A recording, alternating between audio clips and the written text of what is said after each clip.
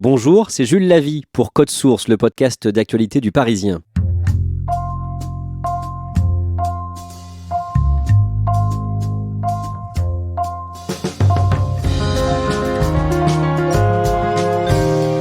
Les sangliers divisent les chasseurs et les agriculteurs. Depuis les années 60, en France, les chasseurs remboursent les exploitants quand les bêtes font des dégâts dans les champs. Le problème, c'est qu'aujourd'hui, la population de sangliers a explosé. Quelques dizaines de milliers à l'époque, il y en aurait aujourd'hui en France entre 1 et 4 millions. Et les deux camps s'accusent mutuellement d'être responsables de cette prolifération. Pour mieux comprendre le problème, Claudia Prolongeau a participé à une battue au sanglier dans l'Oise, à Vineuil-Saint-Firmin.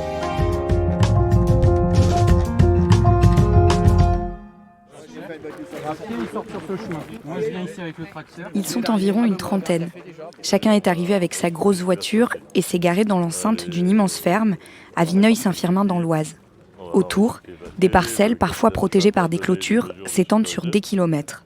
Il est 8 heures et avant de partir chasser, on distribue des cafés et quelques consignes. Je vais donner la parole après à Bernard qui sera votre capitaine de chasse. On va pas refaire ça tous les jours, c'est lourd à organiser. Et on les loupe pas, s'il vous plaît. Hein ? On va essayer. Non, c'est pas on va essayer. On ne les loupe pas. Vous êtes dans le top numéro 1 des dégâts dans le département. Notre meilleur client, c'est Monsieur Decaux. Voilà. Donc voilà, ceci étant dit, ça vous explique pourquoi les paroles du président. Maintenant, un point capital. La sécurité avant tout.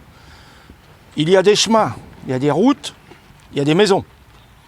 Donc vos tirs sont toujours à très courte distance. Au centre du cercle attentif qui s'est créé, Bernard, le capitaine de chasse du jour, se tient à côté de Guy Arledo-Fauve, président de la fédération et personnalité bien connue du département. À 71 ans, il est aussi président de la commission environnement du Conseil régional des Hauts-de-France, où il siège depuis 2015 sous l'étiquette des Républicains, après avoir été longtemps encarté au FN. À 9 ans, j'ai tué mon premier renard. À 13 ans, je tué mon premier sanglier. On avait ça dans la peau. Moi, j'ai 70 ans. J'ai grandi dans cette région, à côté d'ici. Dès que j'ai su marcher, j'accompagnais. J'ai toujours chassé. C'est ma vie. Pour nous, c'est comme parler. Quand vous dites nous, c'est qui nous ? Les ruraux, que vous voyez là. Vos parents étaient des chasseurs ? Oui, bien sûr. Bien sûr. M'ont transmis le virus. Ah, que vous que j'y fasse. Contaminé maintenant. Moi, je vivais tout le temps dans la forêt, dans les plaines et autres. On était des gens de la nature. La chasse, c'est dans nos gènes. On connaît, on aime. C'est paradoxal. Même si l'animal tombe, redoubler. Voilà. Tout de suite. Pour pas faire souffrir l'animal s'il est pas tout à fait mort. Voilà. Donc on est bien d'accord, on n'est pas à une balle près. Même s'il est scotché. Les anti-chasses vont dire vous aimez et vous tuez. C'est paradoxal. Parce que vous aimez tuer. Non, j'aime pas tuer. C'est l'acte de la chasse, le final. Première balle, même si l'animal tombe, redoubler pour pas qu'il souffre. Donc c'est comme si vous jugiez le football uniquement en tir au but. C'est complètement con.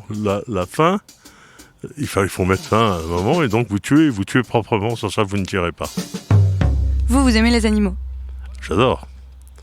J'adore mes chiens, j'adore les animaux, j'ai élevé des sangliers, j'ai élevé des blaireaux. Bien sûr, j'adore les animaux. Et c'est ce gros paradoxe qui est difficile à expliquer à des urbains. C'est ce paradoxe. Oui, j'aime les animaux, j'ai un grand respect pour les animaux, oui, je les aime. Mais je les aime pour ce qu'ils sont. Je les aime parce que c'est des animaux sauvages. Et j'aime leur sauvagerie.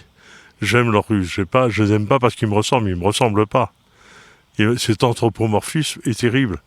On en arrive à une déviation où les gens vous considèrent, vous, même d'avoir même intérêt qu'un lapin de Garenne.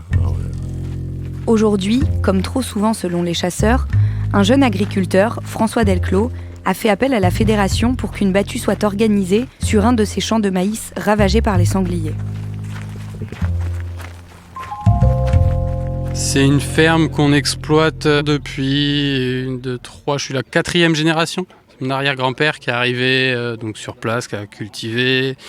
À l'époque, ils cultivaient normalement, tout allait bien. Ils ont fait énormément de légumes. J'ai repris derrière mon père, je reprends le flambeau. On continue les légumes. Depuis une trentaine d'années, on commence à avoir des problèmes de gibier.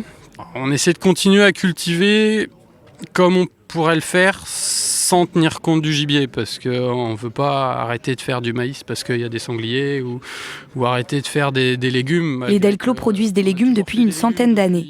Aujourd'hui, leurs acheteurs, constatant l'impact de la prolifération des sangliers sur leurs récoltes, menacent de couper leurs contrats. Pour l'exploitation, ce serait un drame. On a monté de l'irrigation, on a tout fait pour avoir des légumes. Donc arrêter tout ça à cause des sangliers, ce serait compliqué.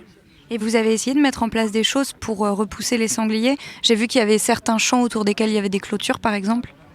Oui, les clôtures, c'est fait conjointement avec la fédération de chasse. C'est eux qui posent les clôtures, c'est nous qui les entretenons en grande partie parce que c'est énormément de travail. Il y en a moins en moins de clôtures et c'est efficace en partie quand il y a une population d'animaux, sangliers mais cervidés également, qui est trop importante. Les clôtures, elles sont plus efficaces. Les sangliers passent à travers. Il se passe quoi là ? Il passe les gens tout autour du maïs. On voit un tracteur avec une carriole dans laquelle il y a plusieurs chasseurs qui sont déposés tout autour du champ. Pour fermer le champ avant de lâcher les chiens. Quand on lâche les chiens, les sangliers sortent. Ouais, j'espère. Ils vont peut-être tourner en rond, mais le but c'est de les faire sortir. Ouais. D'accord, et à ce moment-là, les chasseurs tirent. J'espère aussi. Et surtout tu. Guy Arledo Fauve me montre le champ de maïs. Les épis sont couchés sur des dizaines de mètres, écrasés par les sangliers. 50 mètres où on voit que le maïs est complètement ravagé. Ah mais attendez, ravagé. À la mi-août, le maïs est ce qu'on appelle en lait. C'est-à-dire que le grain, pour commencer à se former, prend un aspect laiteux dont les sangliers raffolent. Et puis, vous voyez les arbres là-bas ? La chasse, elle démarre de là-bas. Hein. C'est immense. Immense. Et bien là, je vais payer. C'est pour ça que je veux stopper la manœuvre. Hein. Mais vous avez vu ce qu'il faut mettre en place pour une battue ? Il y a une prolifération énorme de sangliers dans l'Oise, due à plusieurs choses. Un, des hivers qui sont maintenant complètement doux. Et en plus, il y a une prolifération des champs de maïs qui fait que les animaux, on trouve refuge et nourriture d'une manière inconsidérée. Vous avez vu vous-même les énormes dégâts, nous sommes responsables des dégâts et c'est nous qui payons les dégâts. On a pour 1 400 000 € dans l'Oise de dégâts que nous payons dans notre poche. On n'en peut plus. Donc c'est vous les chasseurs qui êtes considérés comme responsables de ça ? De par la loi, oui. En fait, historiquement, l'agriculteur avait le droit d'affût. Il y a eu des discussions. C'est-à-dire ? Le droit d'affût, l'agriculteur avait le droit de prendre son fusil et d'aller tuer les animaux qu'il y avait sur ses parcelles pour protéger ses cultures. Les fédérations de chasse nous ont pris ce droit et nous ont dit, en contrepartie, on vous paiera les dégâts. Il y a eu des discussions, je ne sais plus, il y a une 50aine d'années, tout ça, il y a très longtemps que ça existe. Et du coup, ils nous ont dit, on vous retire le droit d'affût pour avoir du gibier et en contrepartie, on vous indemnisera des dégâts. Voilà, donc c'est normal aujourd'hui qu'ils indemnisent les dégâts, c'est leur décision qui a été prise. La fédération de chasse pleure parce qu'ils n'ont plus les moyens d'indemniser les agriculteurs, mais il suffit d'en tuer, de faire le nécessaire pour que leurs chasseurs et leurs sociétaires, c'est pas des sociétaires, mais que leurs chasseurs tuent des sangliers, et ils arriveront à faire baisser les populations. Vous avez une idée, vous, de ce que ça a représenté en perte sur l'année 2018, par exemple ? Sur l'année 2018, c'est pas encore la plus haute, mais c'est environ entre 10 et 15% de la récolte qui est détruite. En moyenne sur l'exploitation, on a des parcelles de maïs qui ont déjà été détruites à plus de 50%. J'ai des voisins qui ont semé du colza, qui ont des parcelles qui ont été détruites à 100%. Ils n'ont rien récolté. Donc il y a des problèmes. Mais en moyenne, c'est entre 10 et 15% de pertes sèches. C'est énorme pour une exploitation. Il y avait 2 fois rien, donc il n'y avait pas de problème. Pour vous donner un ordre d'idée, dans l'Oise, en 2003, on tuait 3000 sangliers. Maintenant, on en tue plus de 10 000.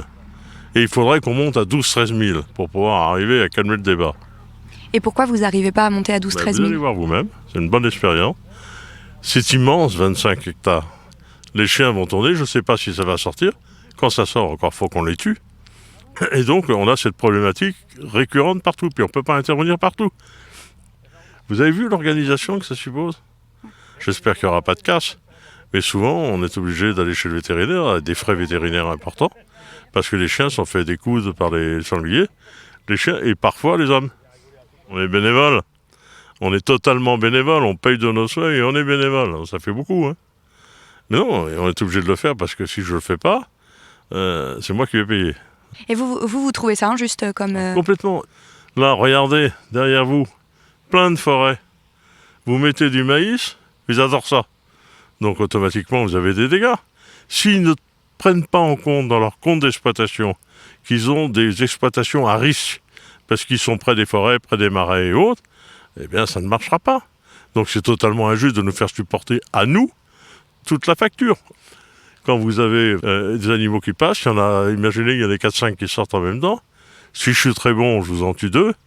Si je suis bon ou moyen, je vous en tue 1 et tous les autres, ils cavalent. Vous en faites tous les combien des battus? Malheureusement, beaucoup.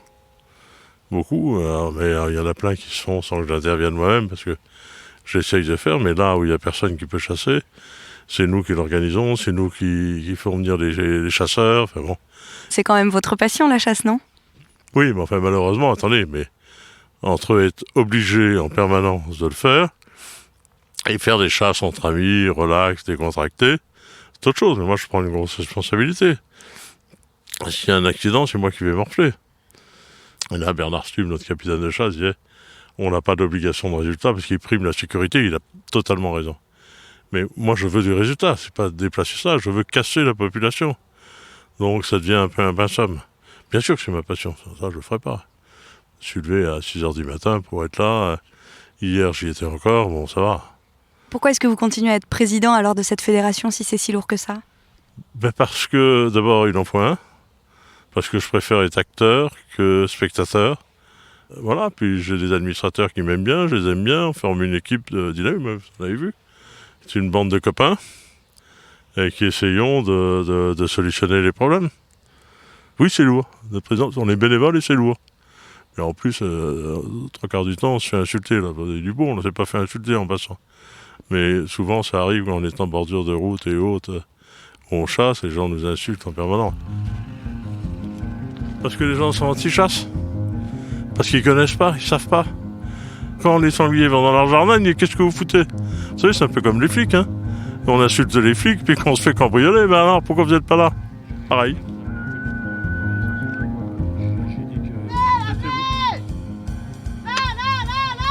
Allez, mettez-vous derrière, on se met derrière le chemin,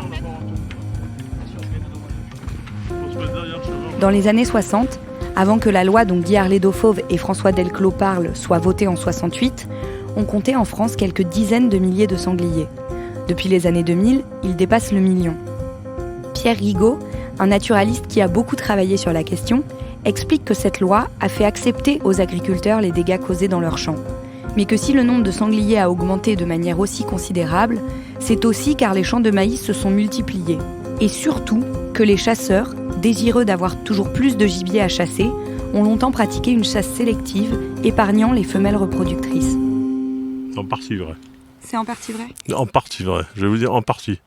Vous savez, il faut se méfier beaucoup du manichéisme. C'est pas tout noir ou tout blanc. C'est en partie vrai dans le sens où l'ONF loue des lots très chers. Donc pour satisfaire les actionnaires, il faut avoir beaucoup de sangliers. Vous chassez pas tout seul, vous prenez des gens avec vous qui vous aident à payer la location et autres. Donc pendant 20 ans, on leur a expliqué comment faire monter une population. Parce qu'il n'y en avait pas, très peu. Là, maintenant, il faut stopper, il faut faire machine arrière. Maintenant, on leur dit qu'il faut faire l'inverse pour la faire baisser. Donc ça pose problème. C'est vrai, on a des responsabilités, mais on les assume. Et maintenant, on dit stop, parce que là, on n'est pas trop loin. Ça aurait été bien derrière l'arbre, Ouais, à votre voiture. Oui, je vais le mettre là. D'accord. Il y a une personne au mirador là-bas. Oui, j'ai vu. Et donc vous avez toute cette plaine-là pour tirer. La ligne de fuite, c'est là-bas. Et donc, Thierry Et Thierry ici en début de ligne. En début de ligne, ok. Mais on n'est pas les seuls coupables, c'est là où est le problème. On n'est pas les seuls coupables. Loin s'en faut. On est très proche de la région parisienne, il y a des zones de non-chasse, il y a des zones dangereuses à chasser. Et puis, vous avez vu ce qu'on déploie pour faire un maïs. C'est une véritable organisation, c'est quasi une armée, avec la responsabilité de ce qui va se passer aujourd'hui. Donc on n'a pas toute la responsabilité. C'est pour ça qu'on ne veut plus payer tous les dégâts. Et on ne paiera plus tous les dégâts.